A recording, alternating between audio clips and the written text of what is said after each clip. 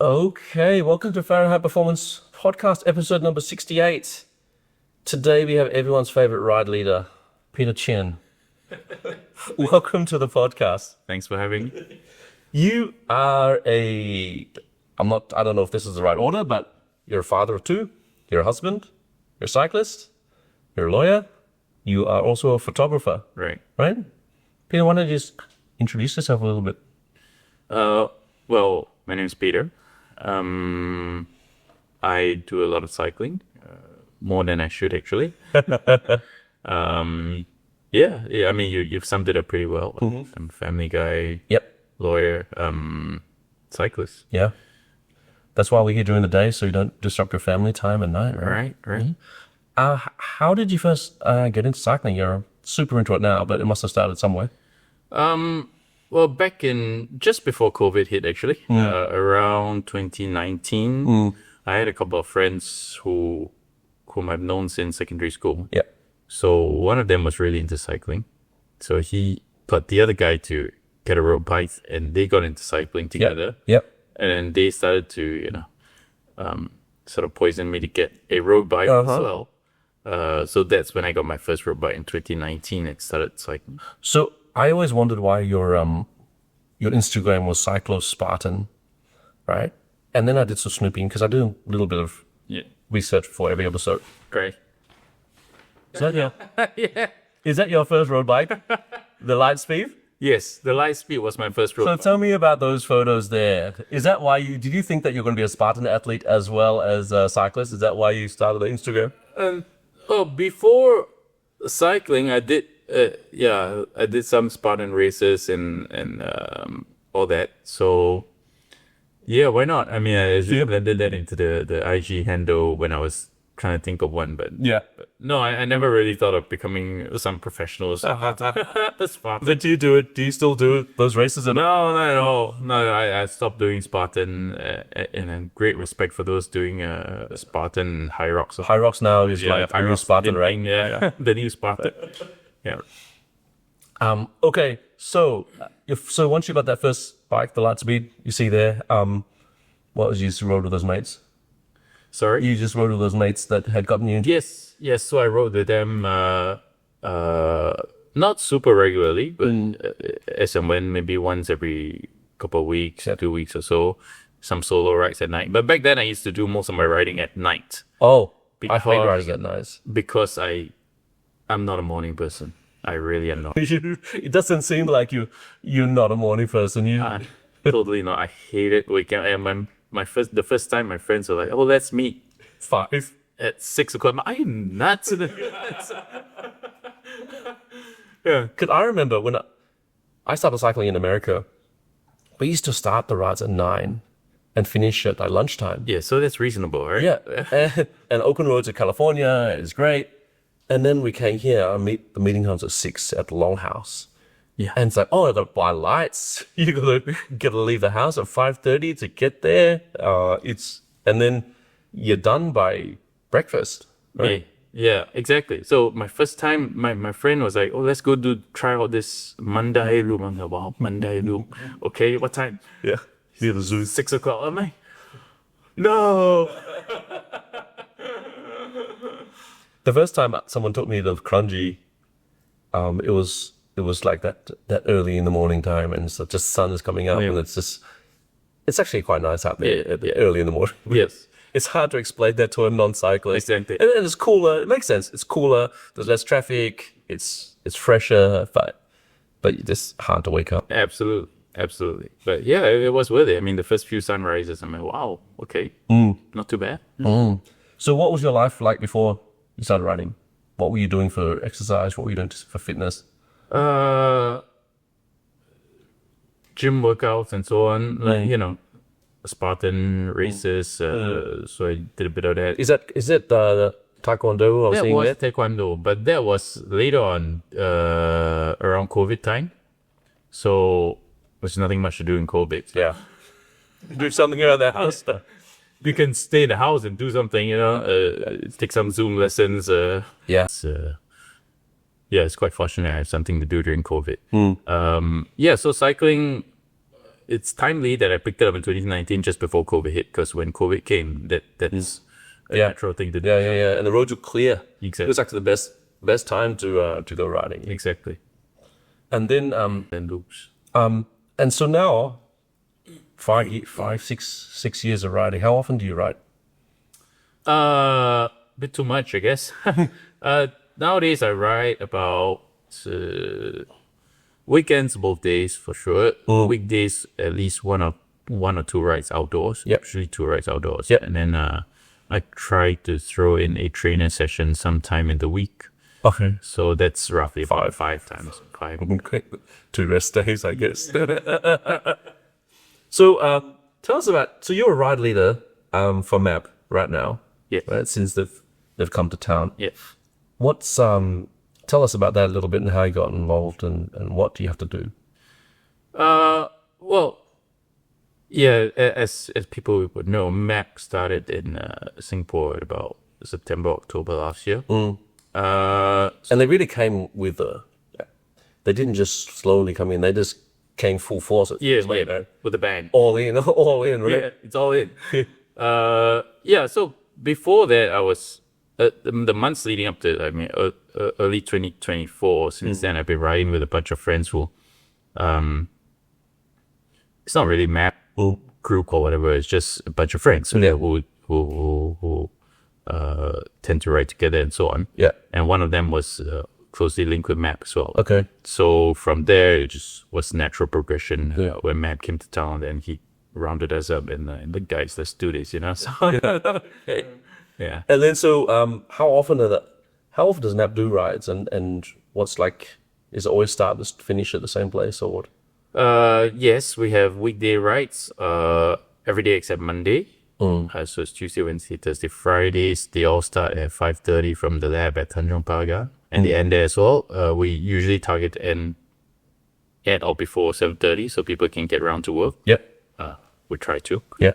And then weekends, usually about fortnightly, we have a longish ride. Yeah. Any expeditions into Malaysia or anything like that? It might be in the works. So it hasn't been done before. We've not done a full scale, open free for all thing to come and go, because ultimately there are risks involved. Especially if we're not, especially if it's open to the public. And if it's across another country border.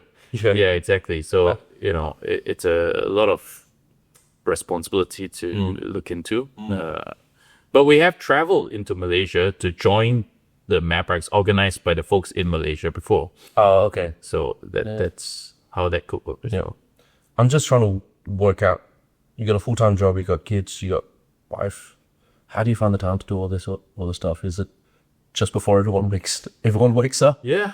The weekday rides are 5:30 a.m. Because you don't live in Tanjong Pagar, you live somewhere in the east, right? So yeah, you still need to ride there and back.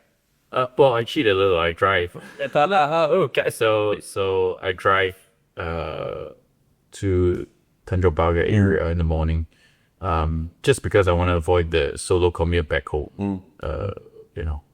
Rush hour alone on the bike in Singapore roads is not the safest roads. Especially once it's past 7:30, 8 o'clock before, right? Yeah. Traffic builds up. Exactly. So it's more for safety than anything. And then, so weekdays are before, actually weekends or so before everyone wakes up.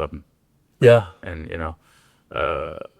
when I get back, the bulk of the day is still there. We don't get back too late. So. As long as it's not a super hard ride where you're just tired be grumpy for the rest of the day. Yeah, once in a while we hit it to Malaysia on our own rides, and we'll come back around lunchtime. That's about it. And I notice always your ride pictures are almost perfect, right? You're famous for your in ride photos, right? Does that come from your photography background or your love of photography? Yeah, I guess so. Before I started cycling, I was pretty much into photography. So I do own some cameras. Yeah. And it's not another expensive hobby. Yeah. Trying to get rid of those now. So that's probably from that background. You learn some framing but post-processing. Okay. I tend to spend some time processing the photos. I see you do. It's not as easy as just when you shoot and then share. So yeah, that's the thing about iPhones and mobile phones. I mean, they take decent pictures, but it's not fabulous, I guess. Yeah. So definitely every picture needs some processing. The processing itself takes time, and before the processing gets done, there's the culling process. Yeah. Right, because you take so many 30 photos and let's go through them and choose which ones to delete, which ones to process. This processing takes time. You can't process all of this. Yes. So yeah. It's just from your handphone, right? You're not carrying an SLR on your No, it's from my phone. It's from my phone. Once in a while for short social rides where we know that the objective is to get content and media, then I'll sling along a camera. Yeah. But that's really quite rare because I don't want to risk. Yeah, I see pictures of people doing that, and because I have nice cameras as well, and it's like if you just hit a pothole and go down the wrong way and you smash a lens, Exactly. it's not cheap. Exactly. It'll be very painful. Yeah. So I'm the same as you. I try to avoid doing that. And is it true that you only ride to fuel your love of junk food? Absolutely.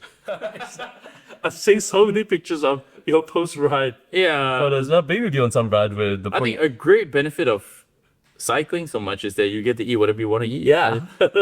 20 nuggets if you give up too. Yeah. So that's a great side benefit of cycling. And so as a ride leader, right, what is your... Because everyone just assumes ride leaders show up, they know what to do, that you ride, they've initiated that you ride. But what actually is your responsibility and what makes a good ride leader? And you've seen enough before, right? You used to ride at Rafa, you ride at the MAAP now.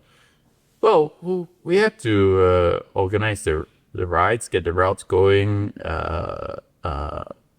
arrange the logistics, set out the start point, end point, set the pace expectation a lot. Because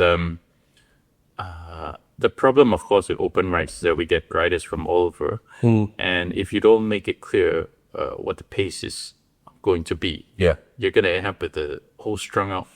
Either someone will be going too fast or someone will be going dropped off the back. Too fast, too slow. Or someone shows up with a foldy and then everyone's on their road bikes. Exactly. So that's the thing. You got to manage the pacing. We try it as a ride. There's a misconception that the ride leader has to pull the whole way. No, that's not true. And the way? No. You can pull it at the start for a bit, to set the pace. And after that, you just rotate around in the pack. I think it's actually good that you encourage the rotation, because some rides, there's two people in front for the whole ride. Yeah. And actually, the people at the back just draft. Yeah. But they should learn how to take a pull every once in a while, even if it's coffee ride, right? Absolutely. And it's better to pull and get a better workout done. In drafting behind, if the front guy is pulling at, let's say, zone 2, the people drafting are in zone 1. Yeah. Unless it's a hard ride and you are out of your league, and you just need to pull the draft to hang on. Absolutely. Or if you are a really strong rider and everyone else is not as strong as you, then you're still in the front. And but I guess that's the good thing about cycling, is that you can be anywhere in that group. But I don't know. I think everyone should take a rotation, even if they're not pulling, just a rotation, right? Absolutely. I mean, even a few minutes is fine as long as Yeah. Are there enough? Do you think there's enough ride leaders in the community, or do you think that there's a bunch of people that could be ride leaders and they should just step up? Definitely there's room for more, for sure, because right now, I don't know about the other organizations, but at least for MAAP, we have a pool of ride leaders, of course, but because of the numbers that we have, the limited numbers, it's pretty much a constant. We have to keep doing it all the time. Little room for replacement in terms of backup options. So it's always good to have a larger pool. What would you say to some person that's really keen cycling and they don't know what it takes to be that ride leader? Join a group first. I mean, join something, whether it's MAAP or another group. Just join the group rides, get familiar, get used to cycling in a group. voluntarily help out with some of the, guiding or pulling or sweeping. Yeah. A large part of being a ride leader is just sweeping the drop people as well. So But do you, like, if you have the same person that shows up at all your rides, would you just say, hey, why don't you just, have you ever thought about being a ride leader? Or it depends, because a couple of our ride leaders did come from that way. It's like, you show up and you... because they're there every single time anyway, right? Yeah. So after a while, it seems like a natural transition. The same thing works for other groups as well. As and when you see more and more attendance, and if they're doing well, they can hold their own. Why not, right? But on the other hand, there are also riders who come week after week and they're just happy to draft along and they don't want to take any role. Or... Got enough going on in their lives. Yeah. So that's fine. So it's your prerogative. True. And then how about on the flip side of things, right? You got the riders. And all creatures great and small come to these rides, right? It could be experienced riders, could be novices. What does it take to be a good wheel, right? To be a good participant in these rides? What do you when you finish the ride and think, oh, that was a really good ride. What is it about the ride that makes it that? And a consistent effort from everybody, I guess. It's hard to define what a good ride is, but ultimately, if everybody comes home safe and sound, that's a good ride. Of course. Yeah. No incidents, that's a good ride. Yeah. But what will be enjoyable in Singapore, I guess, is if we're lucky with the lights, not too many traffic stops.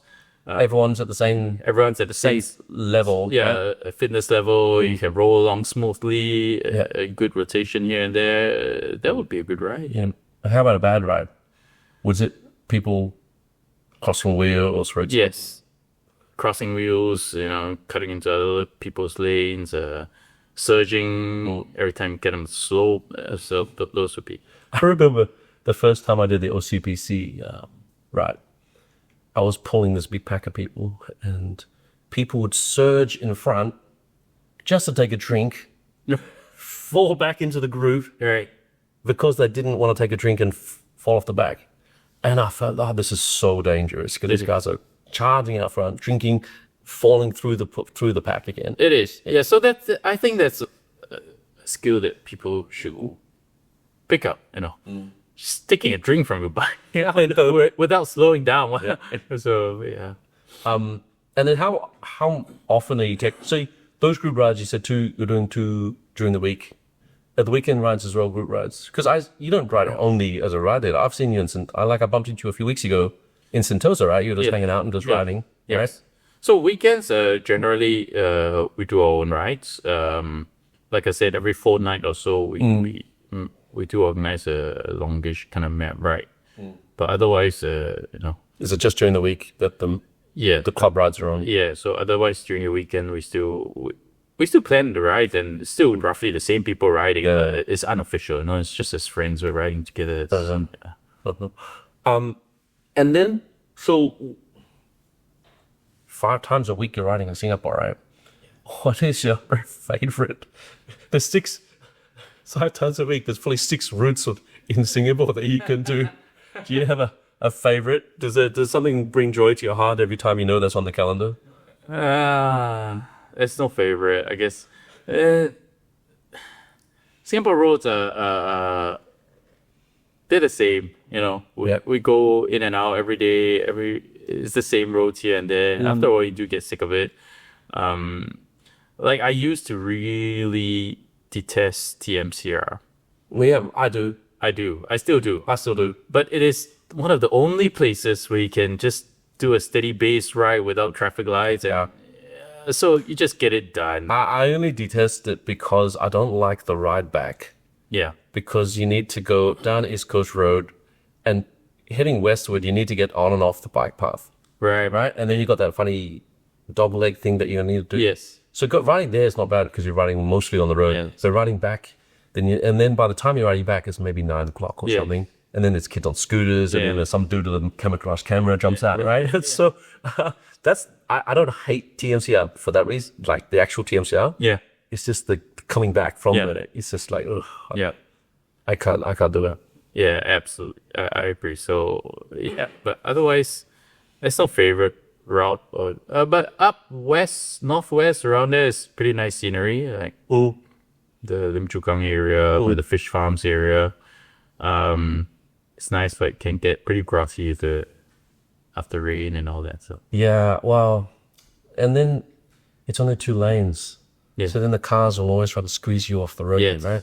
And I don't know what car, honestly, I don't know why cars cut through there anyway. yes, So many nice expressways in Singapore, but they choose to go through Kranji where we're all trying to find a spot. yes, and, and it's a pretty scary place at early in the morning. yes. I did a Kranji loop once and I had to be back home by 7, which means I had to do, it's a 2-hour loop, right? So I had to get started at Round 5. about, yeah, So I'm going through Kranji in the dark and it's way different from Cook. yeah. I saw like wild boars, I saw a whole bunch of stuff Yeah. at early in the If morning. I'm going crunchy, I usually try to time it when there's more light. I saw that you were in Melbourne last week and you did would you call it a race? Lanes? That wasn't a race. It was more like a big community event. Everyone's riding the same route. So it's like Grand Fondo. Like it's a Grand Fondo. Yeah. What race was that? Oh, what was that? That was the Great Ocean and Otway Classic Ride. So it basically starts from this place called Torquay. That's where the surf brands are from. Yeah, exactly. So from there we do a loop inland round to, and then we go south. We hit the Great Ocean Road and then we ride back to Torquay. So it's like some sort of a loop. Sort of a loop. It's not point to point, right? Yes. No, it's a loop. About 140 plus km. Good riding. Yeah. Oh, Great Ocean Road's famous for its riding. And then there's some nice forests around there. You must have ducked in and out in the forest as well. Yeah. So thereabouts. And Okay, but then you travel quite a lot. I don't say you travel quite a lot. You have been quite a few places with your bike, right? yes. So you're in Melbourne last week. I know that you've been to Korea. You've been to Yeah. obviously Malaysia and Indonesia, right? But what's your favorite place that you've ridden in the world? I'd say Slovenia. Slovenia was a very interesting place to cycle. How do you even get to Slovenia? Is there a direct flight, or is it that you got to go to Rome and out from Italy? No, I think we transferred in Istanbul through Turkey. Okay. Yeah. Okay. So what's it about Slovenia, right? Slovenia. Slovenia. What is it about there that was so great?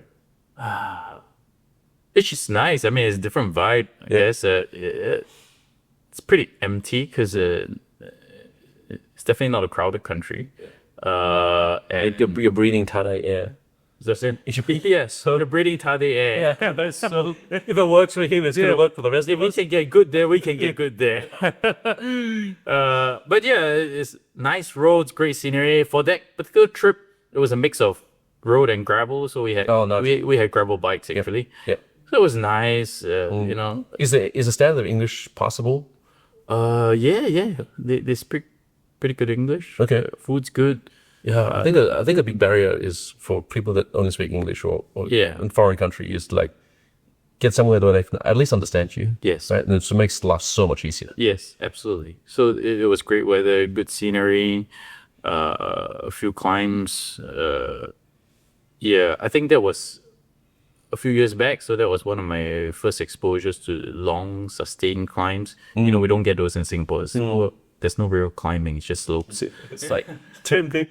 By the time you get to the top and bottom of a favor, it's a 10-minute loop or another 9 minutes or something. Exactly. So I wouldn't. It's not a real climb. Yeah. Yeah. So that was a good experience. It's just there's open roads and not many cars and just nice people like it. Yes, and the scenery is just amazing. And it so happened that the week that we were going, there was one particular route we were riding through that the Giro had just passed through the day before. Oof. So it was still with all the buntings. And it was interesting. And I guess a lot of people don't realize even like when I was living in California, it was the same. The Tour of California would come through every year. And there's a certain standard that the road has to be before they ride these races through it. Yes. So if you happen to be on the same route, you know that the road is going to be absolutely great and no cracks, no potholes. It'll just be perfect. Yeah. So Tour of California is like a baby race compared to the Giro. The Giro rides through, everything's going to be super clear and clean all the way through. Yes, so that was good. It was good fun. Yeah. And then, what So what are the places that you've ridden so far outside of Singapore? I've done Slovenia, I've done Korea, Seoul, Jeju, Thailand, Chiang Mai, Chiang Rai. Of course. Skyline? No, You haven't done I've not been Oh my god. in Bangkok, so it's only Chiang Mai twice, Chiang Rai. I was so pleasantly surprised with the Skyline. I didn't know what to expect. I just seen all these pictures of people riding it. I'm just thinking it's like TFCRs and No, but it's like you're having dual attached to the side of TNCR. Yeah. So you people that drive their cars, it's a massive car park for all the locals. But to drive their car, they unpack their car, and then there's like a huge open food court with tons of restaurants, Nice. of like street food, and then there's a bunch of Starbucks, KFC, all this sort of stuff, and then there's a gate. That we probably have KFC, but I don't know. I'm not sure it's still there. It should be still there. But then there's a tag in, tag off system, and you can only enter at one spot. So if me and you are riding and you're particularly feisty and you want to do 4 laps and I'm doing the 3 laps and there's 22 kilometers a lap, you do your 4, I bail at 3, I go and sit and have a mango juice or whatever, a Thai iced tea. You do your extra loop on just and you can only get on and off at the same spot. right. So then it's perfect for that sort of thing. I can just chill out, wait for you for another half an hour, 45 minutes, and then you roll in the same spot, same place. I already had my drink. Nice. And then you can, and there's pumps and there's bathrooms and change rooms, and it's awesome. You should definitely go to Skyline one day. Definitely. But then the problem is that around Bangkok, there's not a lot of other places to ride. Yeah. You'd have to join another group ride. Yeah. Like a local ride, otherwise you got no idea where the heck you're. That's true. The traffic in Bangkok has been seen. Yeah. Yeah. Okay. I think I've run out of questions, Peter. I just want to thank you for coming in. Thank you for having me. No problem. Best way to get a hold of you would be Cyclo Spartan Yeah. on Instagram. on Instagram. And I look forward to seeing your photos, and maybe I'll join one of your group rides one of these days. Yes, come. It's 5 kilometers. I live so far from Come on from Tuesday. Tanjiro Path. Tuesdays. Smash ride. Smash right. Okay. Thanks, Peter.